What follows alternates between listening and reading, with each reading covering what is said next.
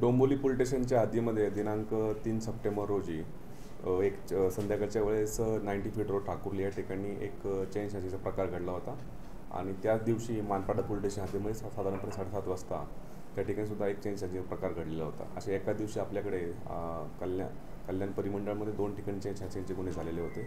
त्या अनुषंगाने आपले डोंबिवली पोलीस स्टेशनचे जे सिनियर पी आहेत आणि त्यांची DBची टीम आहे, त्या टीम संपूर्णपणे डोंबिवली आणि मानपाडा या दोन्ही भागातील जे काही गुन्हे घडलेले आहेत त्या अनुषंगाने तपास करत होते. त्यामध्ये आपण या ठिकाणी असलेले सगळे CCTV कॅमेरा असतील आणि काही टेक्निकल ॲनालिसिस असेल याच्यावर आमचा तपास सुरू होता. त्या संपूर्ण CCTV फुटेजवरून आणि याच्यावर आम्हाला 2 संशयित आरोपी जे आहेत विथ मोटरसायकल त्या ठिकाणी निष्पन्न झालेले होते.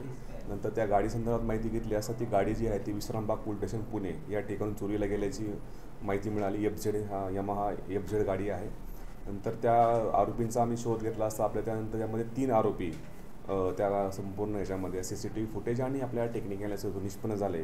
त्यांची नावं आहेत अभय सुनील गुप्ता वय वर्ष 21, अभिषेक ओम प्रकाश जोहरी वय वर्ष 32 आणि अर्पित अवधेश शुक्ला वय वर्ष 27. हे तिन्ही पण आरोपी जे आहेत हे तिन्ही पण आरोपी उत्तर प्रदेशमध्ये राहणारे आहेत आणि उत्तर प्रदेशमध्ये यांच्यावरती वेगवेगळ्या पोलीस स्टेशनला मालमत्तेविषयक आणि त्याचप्रमाणे हत्येचे सुद्धा गुन्हे दाखल आहेत.